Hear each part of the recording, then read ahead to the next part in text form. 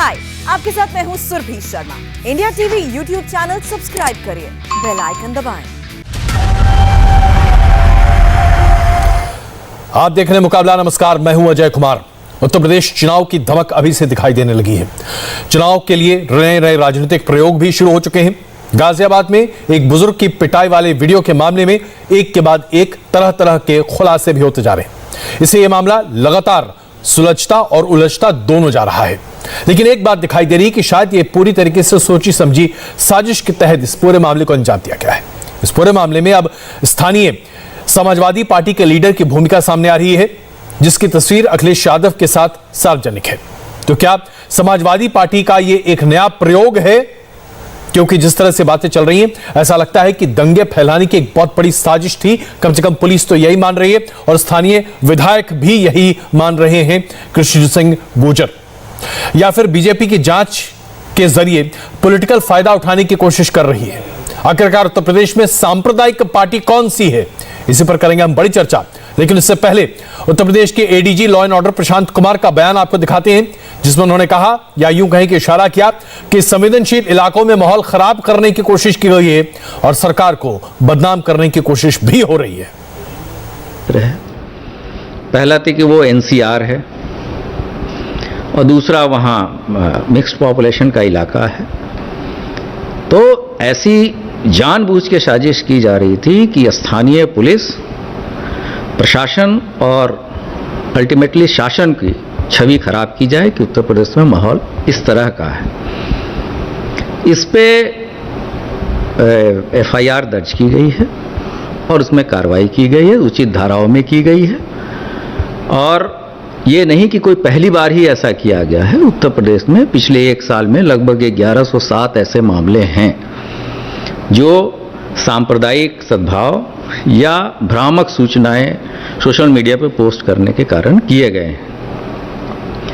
तो इन्हीं ओवरऑल अगर आप देखें तो ये कुलसित और गलत प्रयास था यहाँ के शासन, यहाँ के प्रशासन की को गलत तरीके से पेश करने के लिए कि यहाँ कानून व्यवस्था का राज नहीं है। तो ऐसी अनुमति नहीं दी जाएगी।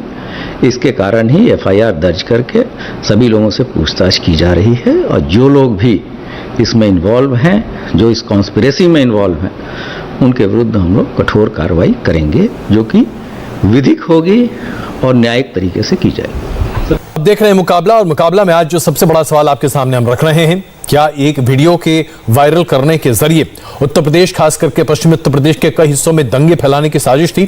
गाजियाबाद का वायरल वीडियो, यह मामला उत्तर प्रदेश सरकार ने सीधे सीधे अखिलेश यादव के पाले में डाल दिया है। उत्तर प्रदेश सरकार के मंत्री मोहसिन रजा ने बिल्कुल साफ कहा है कि जिस तरह समाजवादी पार्टी के लोकल लीडर की भूमिका सामने आ रही है, उस लोकल लीडर की तस्वीर भी अखिलेश यादव के साथ सामने आ चुकी है।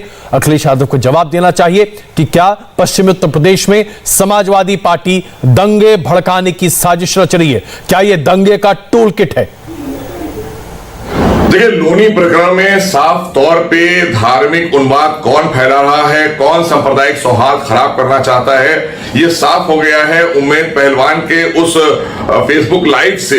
क्योंकि वो समाजवादी पार्टी का सदस्य है और समाजवादी पार्टी के मुखिया अखिलेश यादव जी के साथ में उसकी बाकायदा तस्वीर है, जिसमें वो गमछा डाले हैं समाजवादी पार्टी का, और तमाम उसके फेसबुक पर भी देखा जा सकता है।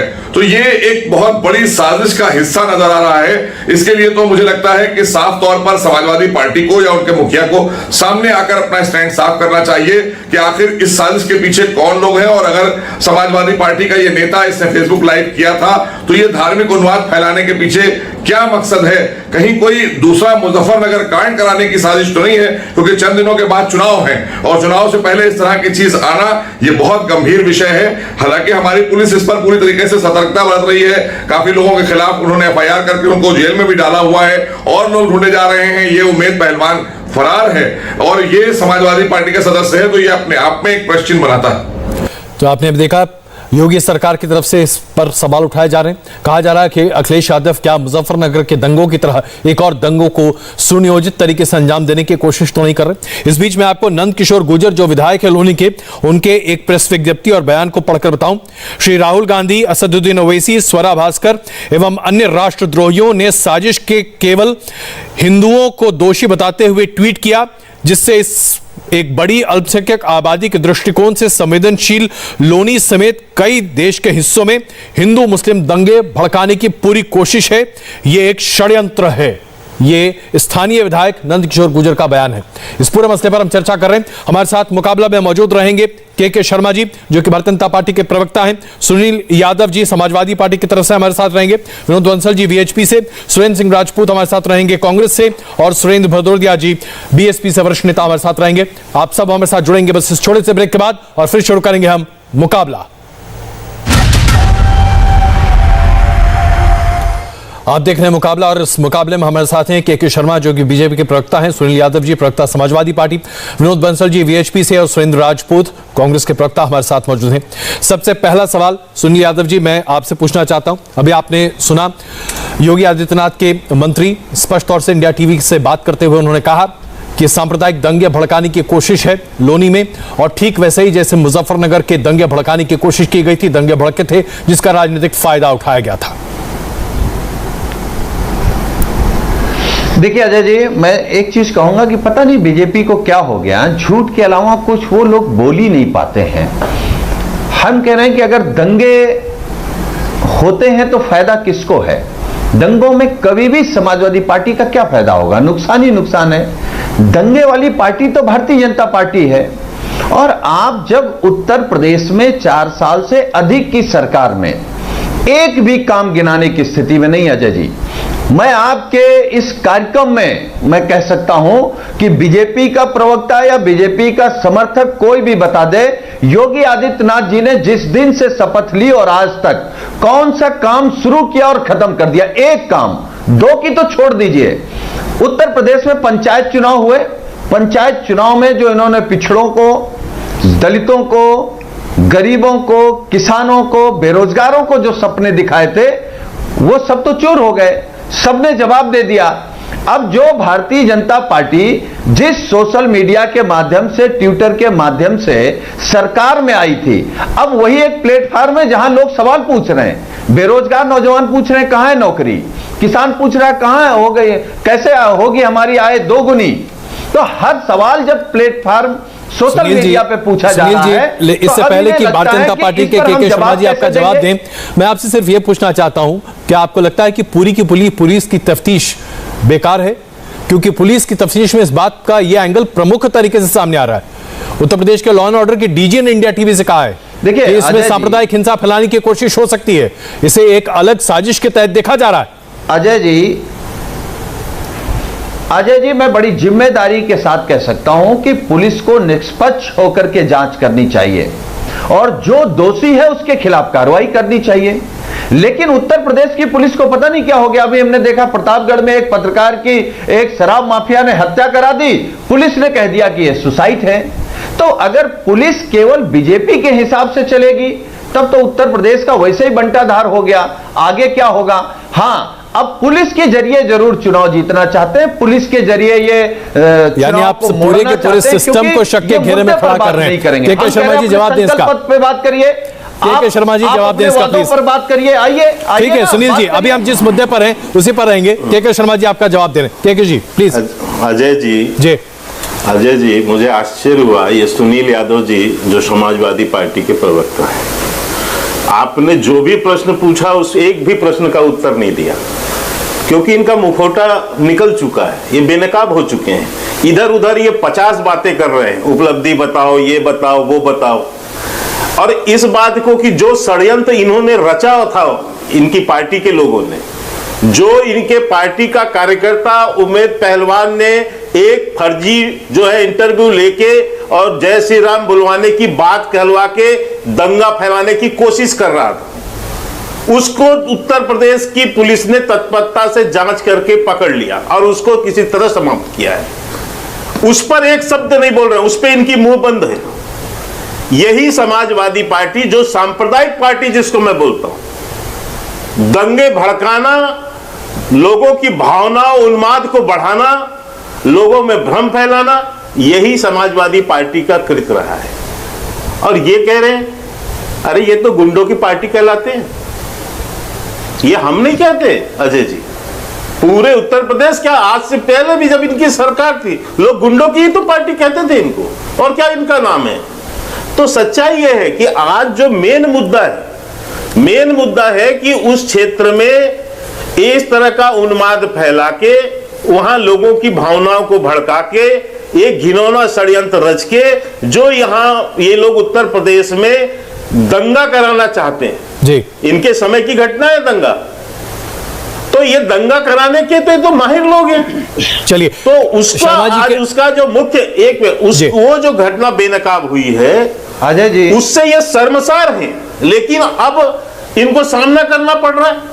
जब सामना करना पड़ रहा है तो ये इधर उधर की जो है नाच रहे, जलेबी बना रहे। चलिए सुनील जी, इसका जवाब आप दें। इससे पहले मैं एक अपनी बात पूरी कर देता जी शर्मा जी, मैं एक टिप्पणी जरा पढ़ दूं यहां पर।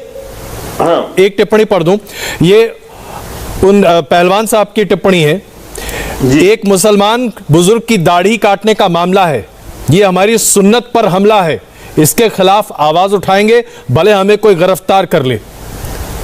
धर्म का हवाला नहीं दे रहे हैं तो और क्या कर रहे हैं समाजवादी पार्टी के कार्यकर्ता पहलवान साहब सुनील यादव जी? देखिए, मैं आपके कार्यक्रम में ये कह रहा हूं कि पुलिस निष्पक्ष जांच करे, अगर कोई दोषी तो उसके खिलाफ कार्रवाई करे। मैं भी सुन रहा था बीजेपी के प्रवक्ता ने क्या कहा, हम लोगों को, हमारी पार्टी को गुंडा पार्टी कहा। चलो हम मान लेते हैं गुंडा पार्टी ने उत्तर प्रदेश में एक्सप्रेसवे बनाए, मेट्रो, 18 लाख लैपटॉप, कितने जिलों को मुख्यालय से 4 लाइन से जोड़ दिया, और योगी आदित्यनाथ पर जो एफिडेविट था वो गुंडे का था। माननीय अखिलेश यादव जी पर कोई मुकदमा नहीं है। आप थोड़ा अध्ययन करके आया करिए, देश देख रहा है, देश सुन रहा है। गुंडे खुद हो, अपराधी खुद हो। उप मुख्यमंत्री पे कितने मुकदमे हैं, किस किस तरीके के मुकदमे हैं? क्या उत्तर प्रदेश के योगी आदित्यनाथ देश के पहले ऐसे मुख्यमंत्री नहीं शर्मा है? जी, इसका जवाब दे दीजिए, मुझे आगे बढ़ना है। मैं चाहता हूं डिबेट को आगे बढ़ाई जाए। शर्मा जी तुरंत एक जवाब दीजिए, आगे बढ़ना है मुझे। शर्मा जी प्लीज। ये अभी अपने उपलब्धियां गा रहे थे, यदि इतना ही काम कर लिए होते सुनील जी तो 2017 में जो है अंडर 50 हो गए होते। 2017 के बाद 2019 में भी आप सफाचट हो गए। जनता आपकी काम, आपके मुंह बतौलेबाजी से पार्टियां नहीं चला करती और भ्रष्टाचार। सुनील जी, अब अजय जी इनको बंद कराइए। देखिए, मैंने शांति से सुना है, मैं शांति से सुना हूं। इनको कहिए सभ्यता से व्यवहार करें, आपसे सभ्यता से डिबेट करें। बस मैं इतना कह रहा हूं, सभ्यता से डिबेट करें, मैं इतना कह रहा हूं। मुझे अजय जी बोलने के लिए वक्त दीजिए, तो बताइए, मुझे वक्त दीजिए। शर्मा जी प्लीज कंप्लीट कीजिए। हाँ, मैं इसलिए कह रहा हूं कि यह मैंने बिल्कुल स्पष्ट आपको बताया कि यदि इतना अच्छा ये काम किए होते अपने शासनकाल में तो इनको जनता क्यों सत्ता से बाहर करती। और अब देखिए, अब फिर ये चिल्लाने लगे क्योंकि इनको अब इनके पास जवाब नहीं है मेरा। बोल रहे हो आप लोग अजय जी, अब इसको प्लीज इसको बंद कराइए इनको। ये ऐसे कैसे डिबेट होगा? एक काम गिना दो, ऐसे कैसे डिबेट होगा भाई? चलिए मैं जरा अजय जी, अजय जी, शर्मा जी, मेरा विषय अभी पूरा नहीं हुआ। शर्मा जी आप संक्षेप में जवाब दें, संक्षेप में जवाब दें प्लीज, जवाब दीजिए ना शर्मा जी। अजय जी, आपके पास गिनाने के लिए बहुत सारे काम होंगे, लेकिन ये मुद्दा हमारा दंगों को किस तरीके से षड्यंत्र के तौर पर इस्तेमाल करने का है, हम इसी पर बहस कर रहे हैं। मैं विनोद बंसल जी के पास चल रहा हूं।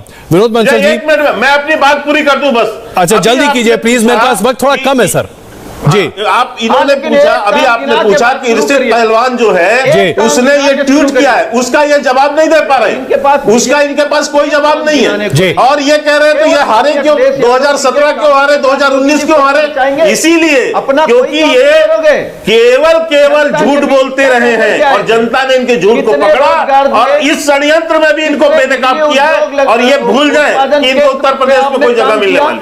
चलिए बंसल साहब, अभी हमने आपको पहलवान साहब के बयान को पढ़कर बताया कि दाढ़ी काटना सुन्नत का मामला है, इसके लिए गिरफ्तार हो कुछ भी हो जाए, यह बात अलग है कि वो फरार हैं। भूल जाइए। मैं अभी नंद किशोर गुर्जर जी का एक बयान पढ़कर आपको बताता हूं। मैं चाहता हूं इस पर भी आप टिप्पणी करें। इस मामले को हिंदू मुस्लिम रंग देने की कोशिश की जा रही है। आपका कोई सुनील जी प्लीज, विनोद बंसल जी के लिए सवाल है, प्लीज एक सेकंड। विनोद बंसल जी, इस मामले को हिंदू मुस्लिम रंग देने की कोशिश की गई है। यह पहले से सुनियोजित षड्यंत्र है, किसी अंतर्राष्ट्रीय साजिश का हिस्सा है। लोनी समेत देश और प्रदेश के अन्य हिस्सों में सांप्रदायिक दंगे करवाकर राज्य की सरकार को अंतर्राष्ट्रीय स्तर पर बदनाम करने की साजिश है। बंसल साहब। अच्छा जी, बिल्कुल ठीक कह रहे हैं। देखिए, लोनी के विधायक बड़े सुलझे हुए विधायक हैं और उनको पता है कि वहाँ की स्थिति परिस्थिति कैसी है और किस तरह से वहाँ की जो डेमोग्राफिक प्रोफाइल है वो किस तरह से इन लोगों ने बदली है, और उसके जैसे जैसे डेमोग्राफिक प्रोफाइल लोनी की बदल रही है वैसे वैसे वहाँ की स्थिति भी बदल रही है, वहाँ के लोगों की, कुछ लोगों की मानसिकता भी बदल रही है। लेकिन आप देखिए ना कि जैसे जैसे चुनाव शुरू हो गए, अब इस लोनी की घटना से आपको एक बात पता लग गई कि भाई किस तरह से ये जो एक चुनाव की आहट आ गई। ऐसा लग रहा है कि जैसे उत्तर प्रदेश के अंदर जिस तरह से पहले जातिगत बीज बोया जाता था, फिर उसके बाद में जिहादी बीज बोया जाता था, और उसके बाद में अब सांप्रदायिक ध्रुवीकरण का जो काम जो शुरू हो गया है वो इसमें अब ये लेकिन सफल नहीं होने वाले, क्योंकि इस समय महंत योगी आदित्यनाथ की सरकार है। अजय जी देखिए कि एक भारत के अंदर पहली बार ऐसा हुआ है कि किसी सोशल मीडिया प्लेटफॉर्म पर पाबंदी लगाने की कोशिश की, मतलब यानी उसके ऊपर एफआईआर दर्ज हुई। आप देखिए, नहीं तो ईस्ट इंडिया कंपनी, ये जो ट्विटर जो है, they are going to become the East India company.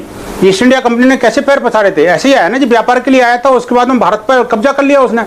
ये जो लोग हैं ऐसा समझते हैं कि हमारे तो इतने करोड़ अगर मान लो फॉलोअर्स हैं और यूजर्स हैं तो इसका मतलब ये है कि भारत को खरीद लेंगे। नहीं, अब केंद्र सरकार ने भी और राज्य सरकार ने भी ट्विटर ही नहीं बल्कि फेसबुक को भी अपना आईना दिखा दिया है, और वो आईना उनको भी दिखाया है जो उसके माध्यम से अपने राजनीतिक रोटियां सेक करके देश के अंदर विद्वेष फैला रहे थे, देश के अंदर भेदभाव फैला रहे थे, देश के अंदर जो है ना सांप्रदायिकता का बीजारोपण कर रहे थे। आप देखिए कि आपके चैनल में आपके सुधी जो पैनलिस्ट हैं वो भी बड़े विद्वान लोग हैं, लेकिन बड़े चतुराई के साथ में आपके प्रश्नों से बच रहे हैं, क्योंकि तथ्य नहीं है, सत्य नहीं है, और इधर उधर करेंगे। बात लोनी पर हो रही है और बात विकास की कर रहे हैं। देखिए, ये प्रश्न पूछेंगे मेरे से, लेकिन आपके प्रश्न का जवाब नहीं देंगे। मैं अजय जी, मैं कहता हूं, देखिए, मैं टू द पॉइंट बोलूंगा, मैं लोनी के बाहर नहीं जाऊंगा, लेकिन आप मुझे बताइए, आप लोगों ने लोनी वाली घटना पर राहुल गांधी ने राम भक्तों को क्यों जिम्मेदार ठहराया? आखिरकार वो इटालियन नेशनल कर्स पार्टी के जो प्रमुख नेता हैं वो आखिरकार बार बार राम भक्त का नाम क्यों ले रहे हैं? एक बात। दूसरी बात, समाजवादी पार्टी वो अपने नेता के ऊपर कार्रवाई की मांग क्यों नहीं कर रही? आखिरकार वो नेताजी जो है अपने दूसरे नेता को बचाने का प्रयास क्यों कर रहे हैं? आप मुझे बताइए ना। आखिरकार जो व्यक्ति ये कह रहा है कि मैं अपनी सुन्नत के लिए कुछ भी करूंगा, वो व्यक्ति भागा क्यों फिर रहा है? भाई सुनील जी, इसका जवाब दीजिए, मैं आगे बढ़ रहा हूं, मुझे सुनील राजपूत जी के पास जाना है। सुनील जी थोड़ा जवाब दीजिए, इसके बाद मुझे सुनील राजपूत जी के पास जाना है। उसमें भी जय श्री राम को कोई जिक्र नहीं है। ये जबरदस्ती हिंदुओं को बदनाम करने की साजिश और राजनीतिक रोटियां सेकने वाले प्लीज जवाब दीजिए। षड्यंत्र है। अजय जी, ये बंसल जी ने कहा कि ये योगी सरकार या बीजेपी सरकार पहली सरकार है जिसने ट्विटर पर प्रतिबंध लगाया। ट्विटर को अब ब्रिटिश से जोड़ रहे हैं, ईस्ट इंडिया कंपनी से जोड़ रहे हैं। हम लोगों ने सुना भारतीय जनता पार्टी के एक कार्यकर्ता प्रधानमंत्री जी के लिए कह रहा था कि प्रधानमंत्री जी को ट्विटर पे फॉलो करो। अलग की बात है। चलिए, हमने मान लिया कि अगर ट्विटर पर किसी ने गलत खबर डाली तो आपने ट्विटर पर एफआईआर किया, ये अच्छा काम है। नेताजी का नहीं, नेताजी पर कार्रवाई नहीं करोगे? हम कह रहे, सुन लो, बताओ, नेताजी पर कार्रवाई करोगे नहीं करोगे? सुनने की क्षमता रखा करो। नहीं, पहले बताओ, नेताजी पर कार्रवाई करोगे नहीं करोगे? योगी सरकार भाई साहब, वो पहलवान को बुलाओ ना जी, पहलवान को पहलवानी करने दोगे क्या? इसी तरह से पहलवानी कराओगे क्या? बोलो ना भाई साहब। यादव जी, आप कुछ तो बोलो यार। अरे वो पहलवान जो है ना सांप्रदायिक उन्माद फैला रहा है, वो वैसी सांप्रदायिक उन्माद फैला रहे हैं। राहुल गांधी सांप्रदायिक उन्माद फैला रहे हैं। कुछ तो मांग करो यार। आप उस राज्य के विपक्ष के नेता हो और आप मुझे बताइए, सुन तो लीजिए सुनील जी क्या कर रहे हैं। हम चर्चा को आगे बढ़ाना चाहते हैं, प्लीज बंसल साहब सुनील सही बोलोगे। बंसल साहब सुनिए जी। सुनील जी जल्दी कंप्लीट कीजिए, मुझे सुनील जी के पास जाना है, बहुत देर से बेचारे इंतजार कर रहे हैं। अजय जी, इन्होंने अच्छी बात कही कि सुरक्षा के लिए बोलिए। हम एक बात कह रहे हैं, हम कह रहे हैं ट्विटर पर एक फर्जी न्यूज, आप लोनी पे बोलिए, योगी आदित्यनाथ के ट्विटर हैंडल से चलाई गई थी। आप क्या बंसल और ये बीजेपी के प्रवक्ता बैठे हैं, क्या इन दोनों की हिम्मत है कि कहें कि योगी पर भटका रहे हैं? आपके पूरे बहस को भटकाना चाहते हैं। आपने वो मुद्दे पर बात ही नहीं करना चाह रहे, वो मुद्दे पर बात ही नहीं कर रहे हैं। ये बताएं कि उम्मीद पहलवान को पार्टी से हटाएंगे नहीं, अखिलेश यादव माफी मांगेंगे या नहीं, आईने के और सुनील यादव अभी चैनल में माफी मांगे अपने गलती के लिए कि हमने दंगा फैला दिया। आप आईने से मत डरिए। अरे आईना तो आज आपको दिखा दिया गया है, आईना तो आपको दिखाया है आपके लोगों ने, पुलिस ने भी दिखाया है, आपके उम्मीद पहलवान ने दिखाया है। आप माफी मांगो, यहाँ पे आप माफी मांगो अपने इस कृत्य के लिए। अरे आप कार्रवाई करिए, बाहर करो। तो कह रहे हैं कि जो भी दोषी उसके खिलाफ कार्रवाई जो भी क्या है आपको पता नहीं, उम्मीद पहलवान दोषी उसको आपका पार्टी का कार्यकर्ता है, आपके पार्टी का कार्यकर्ता है जनाब, लेकिन आपके पार्टी का कार्यकर्ता है। अखिलेश यादव को जिस सर में है तो माफी मांगे। डाली गई कि एक नौजवान आया, उसने कहा हमको लेखपाल बना दिया गया, दंगा बाद में पता लगा वो लेखपाल ही नहीं बना, तो करो योगी पर FIR। चलिए मैं आ रहा हूं आप दोनों के बीच में। सुरेंद्र सिंह राजपूत जी, सुरेंद्र सिंह राजपूत जी वाले जो है यहाँ पर जो दंगा फैलाने पे एक्सपोज हो गए हैं, जो बैठ कर ज्ञान बांट रहे हैं यहाँ पे। चलिए मैं इस पर आ रहा हूं, मैं इसी मुद्दे पर बहस को आगे बढ़ाते हैं, इसी मुद्दे पर बहस आगे बढ़ा रहे हैं। सुरेंद्र सिंह राजपूत जी, भी कुछ है भाजपा के पास? नंद किशोर गुर्जर जी का जो बयान है उसमें उन्होंने जो लिखा है वो मैं आपके लिए पढ़कर बताता हूं कि आपकी पार्टी से संबंधित है। श्री राहुल गांधी, असदुद्दीन ओवैसी, स्वरा भास्कर एवं अन्य राष्ट्रद्रोहियों ने साजिश कर केवल हिंदुओं को दोषी बताते हुए ट्वीट किया, जिससे एक बड़ी अल्पसंख्यक आबादी के दृष्टिकोण से संवेदनशील लोनी समेत देश के अन्य हिस्सों में हिंदू मुस्लिम दड़के भड़क सकें। राहुल गांधी जी पर दंगे भड़काने का आरोप है, क्या जवाब है आपके पास? अजय, एक बड़ा पुराना सा शेर याद आ गया, कहते हैं ना कि किससे करे शिकायत कैसी ये दुश्वारी है, और मुलजिम भी सरकारी है और मुंसिफ भी सरकारी है। नंद किशोर गुर्जर की कितनी प्रामाणिकता है भारतीय जनता पार्टी में भी वो सब लोग जानते हैं, किसान आंदोलन में सब लोगों ने देख लिया है। एक बात, दूसरी बात, यहाँ पर मेरा तो बड़ा स्पष्ट आरोप है कि आपराधिक घटना को भारतीय जनता पार्टी कहीं ना कहीं विषयांतर करके, चूंकि उन्हें अयोध्या की लूट का हिसाब न देना पड़े, उन्हें जयपुर के RSS कांड की लूट का हिसाब न देना पड़े, एक ऐसी चीज पुलिस से आधी अधूरी ले आए हैं कि जिसमें इन्होंने कहा कि पहले से ही मैं किसी के बीच में नहीं बोला। मुझे ये अजय जी आप एंकरिंग कर रहे हैं या विनोद बंसल जी कर रहे हैं? एक बार थोड़ा सा मतलब इतनी तो मर्यादा रखिए कि मैं 20-25 मिनट से चुप रह करके सुन रहा हूं भाई। आप अच्छा बंसल साहब देखिए, कम से कम उनको पहला मौका तो दीजिए बोलने का प्लीज। जी सुरेंद्र जी बात कंप्लीट कीजिए, सुरेंद्र जी बात कंप्लीट कीजिए, सुरेंद्र जी बात कंप्लीट कीजिए प्लीज। सबसे बड़ी बात, क्योंकि ये तू मैं तो बहुत मैं भी कर सकता हूं, आप जानते हैं अच्छी तरीके से। कहते हैं ना कि मैं दहशतगर्द हूं, मरने पे बेटा बोल सकता है, और पुलिस की मार के आगे तो मुर्दा बोल सकता है। कल तक ये लोग ये कह रहे थे कि सारे के सारे मुसलमानों ने उस अब्दुल समद की दाढ़ी काटी, आज कह रहे हैं कि साहब इन लोगों ने किया। सच बात यह है कि पुलिस की जांच का और राजनीतिक दबाव में लगातार बदलवाने का काम भारतीय जनता पार्टी के कुछ कार्यकर्ता कर रहे हैं, और ये देश को भी और प्रदेश को भी दंगे की आग में भड़काने की और दंगे की आग में डालने का षड्यंत्र कर रहे हैं। क्योंकि दंगे से अगर किसी को भी फायदा होता है तो भारतीय जनता पार्टी को होता है और उसके अनुषंगिक संगठनों को होता है। आज तक कल तक ये कह रहे हैं कि सारे मुसलमान है, कल्लू भी मुसलमान है, प्रवेश भी मुसलमान है। आज प्रवेश के नाम पिता का नाम ज्ञानेंद्र गुर्जर निकल आया, कल्लू के पिता का नाम भी कुछ और वो निकल आया, तो आज ये लोग दूसरी बात कर रहे हैं। सच बात ये है कि पुलिस से तो सारे मुसलमानों का नाम कोई ना कोई हिंदू है भाई साहब। सुरेंद्र जी सारे मुसलमानों के पिता बाप दादे तो हिंदू थे, आप बोलो ना। भारत में कोई भी मुसलमान ऐसा नहीं है जो कि कन्वर्टेड ना हो, बहुत कम है। पाया जाए आपको सारे कहीं ना कहीं उसका पूर्वज हिंदू मिलेंगे। चलिए शर्मा जी बीजेपी की सरकार पर दंगा भड़काने और आपकी पार्टी को दंगा से फायदा उठाने का आरोप कांग्रेस लगा रही है और विषयांतर करती है। मैं शर्मा जी मैं जवाब देना चाह रहा हूं। देखिए अभी सुरेंद्र राजपूत जी कह रहे थे कि भाई वहां के MLA की क्या प्रामाणिकता है। मैं पूछता हूं कि आपके राहुल गांधी की क्या प्रामाणिकता है। आपके राहुल गांधी वो नेता हैं जो सुप्रीम कोर्ट के आदेश पर एक नहीं 3 बार पूरे देश से माफी मांगी है अपने झूठ बोलने के लिए।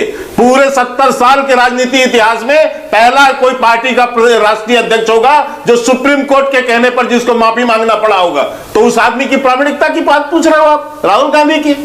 तो राहुल गांधी की आज इस देश में कोई प्रामाणिकता नहीं है। और राहुल गांधी क्या ट्वीट करते हैं अजय जी देखिए, कौन दंगा भड़काने की बात कर रहा है। मैं ये मानने को तैयार नहीं हूं कि श्री राम के सच्चे भक्त ऐसा कर सकते हैं। ऐसी क्रूरता मानवता से कोसों दूर है और समाज और धर्म दोनों के लिए शर्मनाक है। मतलब आपने तय कर दिया कि राम भक्तों ने ऐसा किया।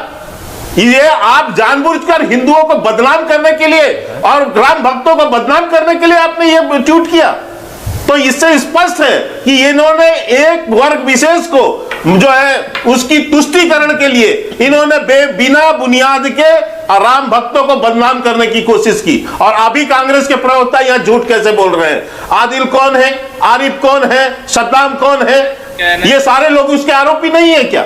ये सारे पकड़े नहीं जा रहे हैं क्या? लेकिन इसी से मैं आपको कहना चाहता हूं। और दूसरा, इन्होंने अभी कई तरह के और आरोप लगाने की बात कर रहे हैं। मैं दंगे का आपको इतिहास बताता हूं। भाजपा की सरकार जो है आज 7 साल में बनी है अजय जी।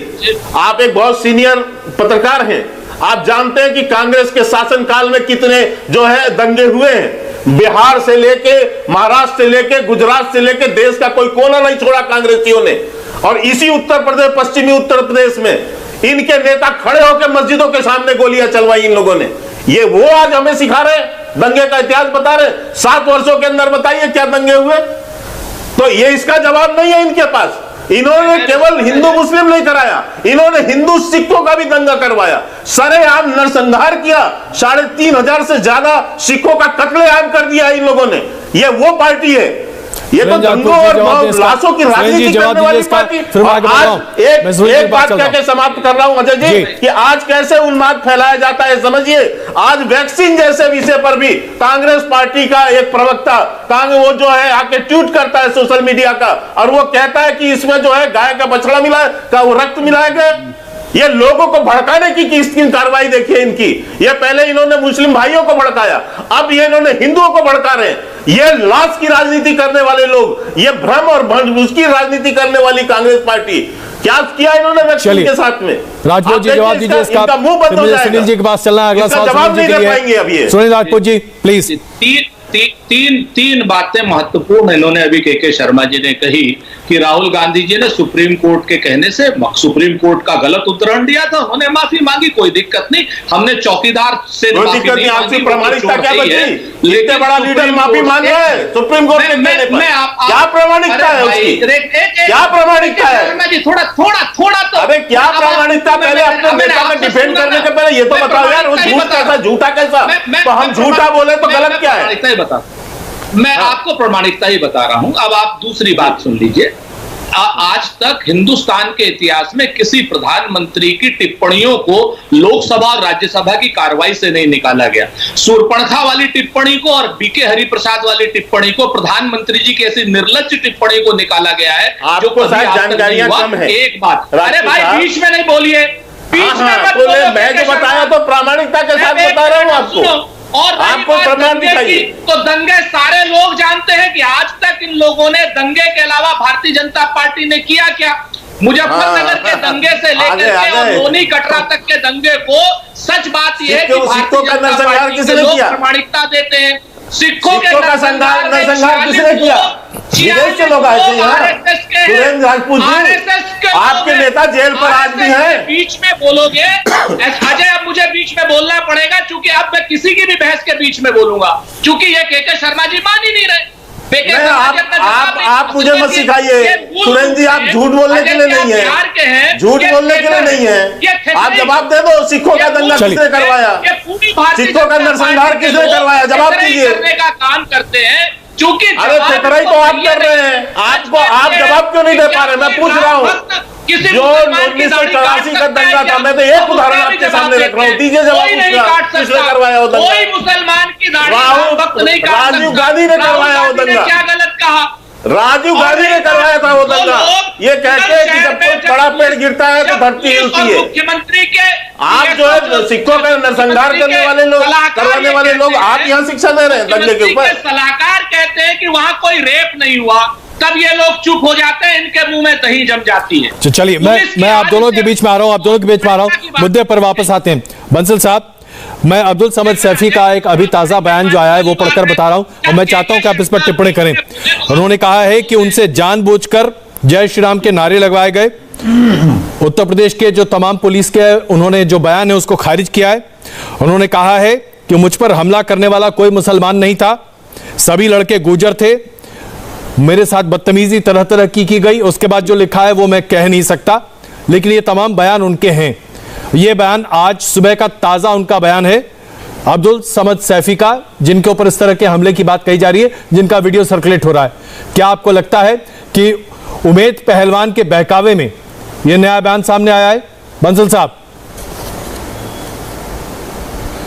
अच्छा जी, देखिए जो बातें आपने कही हैं और जो इस वक्तव्य को आप पढ़ नहीं पा रहे, उस वक्तव्य के विषय में इंडिया टीवी के सुधी दर्शक अच्छी तरह जानते हैं कि उस व्यक्ति ने क्या लिखा होगा, किसकी मानसिकता से लिखा होगा, किसके कहने पर, किसने इंस्टिगेट किया होगा उसे लिखने के लिए। लेकिन वास्तविकता यह है, पुलिस ने कहा है कि जो प्राइमरी कंप्लेंट उसने राइटिंग में दी थी, उस कंप्लेंट में कहीं भी जय श्री राम का जिक्र नहीं है। एक बात मुझे बताओ, जहाँ बोलने की बात कर रहे हैं, कहां पर दही जम गई, तो मैं पूछना चाहता हूं, ये राहुल गांधी और अखिलेश यादव, मैं एक लिस्ट लेके बैठा हूं, सुनो, मैं एक जरा लिस्ट सुन लो। अंकित सक्सेना की जब हत्या हुई दिल्ली के अंदर सरेआम, एक ट्वीट नहीं आया। ध्रुव त्यागी की हत्या हुई, कोई एक ट्वीट नहीं आया। रिंकू शर्मा की हत्या हुई, तब कोई ट्वीट नहीं आया। आदर्श नगर में राहुल की हत्या हुई, उसमें कोई ट्वीट नहीं आया। कीर्ति नगर में राहुल मारा गया, कोई ट्वीट नहीं आया। और ये मुझे बताइए, पूर्णिया, किशनगंज, बांका, अररिया, तिहाड़, ये कितनी जगह है भाई? आप मुझे बताइए, बांका में मस्जिद के अंदर बम फोड़ा, आज का कोई ट्वीट आया क्या?